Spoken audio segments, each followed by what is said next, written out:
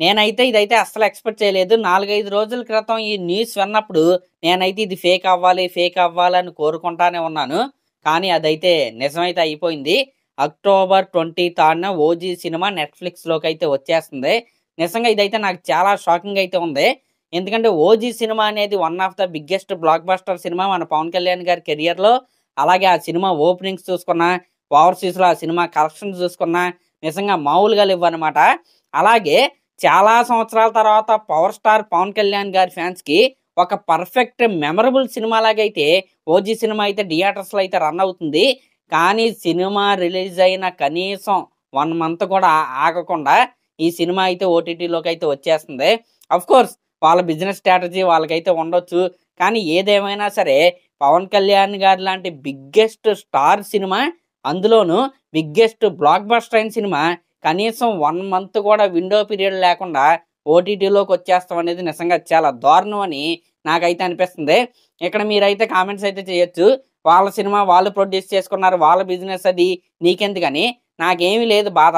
కాకపోతే ఇలా చేయటం కరెక్ట్ కాదని నాకైతే అనిపిస్తుంది. ఎందుకంటే ఇప్పటికే జనాలైతే థియేటర్స్ దగ్గరికైతే రావట్లేదు. ఇలా సూపర్ డూపర్ హిట్ అయిన సినిమాలు కూడా ఇలా ఎర్లీగా ఓటీటీలోకి వచ్చేయటం వల్ల ఆ ఆడియన్స్ అనేవాళ్ళు ఇంకొద్దిగా తగ్గిపోతారని నాకైతే అలా అనిపించింది. ఇంకా చెప్పాలంటే నాకు తెలిసిన కొంతమంది ఫ్యాన్సే ఇంకా 'ఓజీ' సినిమాకైతే థియేటర్‌కైతే వెళ్తున్నారు. కొన్ని సీన్స్ అయితే రిపీట్లు వేసుకోవడానికి. అయినా సరే వీళ్ళు ఓటీటీలోకి అయితే వదిలేస్తున్నారు. సర్లేండి ఇంక ఇది పక్కన పెడితే 'ఓజీ' లాంటి బ్లాక్ బస్టర్ సినిమా తర్వాత పవన్ కళ్యాణ్ గారు నెక్స్ట్ రిలీజ్ అవ్వబోయే సినిమా ఏంటి? 'ఉస్తాద్ భగత్ సింగ్' సినిమా అనమాట. ఓకే. 'ఉస్తాద్ భగత్ సింగ్' సినిమా రిలీజ్ అయిపోయిన తర్వాత పవన్ కళ్యాణ్ గారు ఏ సినిమా ఒప్పుకుంటారు? ఆల్రెడీ 'ఓజీ' సీక్వెల్, ప్రీక్వెల్ అయితే లైన్‌లో అయితే ఉన్నాయి. అవి కాకుండా ఇంకొక ఇద్దరు ప్రొడ్యూసర్ల చేతిలో మన పవన్ కళ్యాణ్ గారి డేట్స్ అయితే ఉన్నాయి. ఆ ప్రొడ్యూసర్లు ఎవరంటే మన 'దిల్ రాజు' గారు, అలాగే కన్నడ ప్రొడక్షన్ హౌస్ అయిన 'కేవీఎన్ ప్రొడక్షన్ హౌస్' వాళ్ళనమాట. వీళ్ళిద్దరి దగ్గర కూడా మన పవన్ కళ్యాణ్ గారి డేట్స్ అయితే ఉన్నాయి. అయితే 'దిల్ రాజు' గారితో చేసే సినిమా డైరెక్టర్ ఎవరో అనే క్వెషన్ మార్క్ అయితే మీ అందరిలో ఉండొచ్చు. అనిల్ రావుపూడి గారి పేరైతే చాలా గట్టిగా అయితే వినపడుతుంది. అయితే 'కేవీఎన్ ప్రొడక్షన్ హౌస్‌లో' చేసే సినిమా యొక్క డైరెక్టర్ ఎవరో అనే డౌట్ కూడా మీకైతే రావచ్చు. ఇక్కడ ఇద్దరు పేర్లు అయితే బాగా వినపడుతున్నాయి. ఒకటేంటంటే లోకేష్ కనకరాజు గారు, ఇంకోటేంటంటే హెచ్ వినోద్ గారు అనమాట. హెచ్ వినోద్ గారు అంటే 'కాకి' సినిమా తీసిన డైరెక్టరు.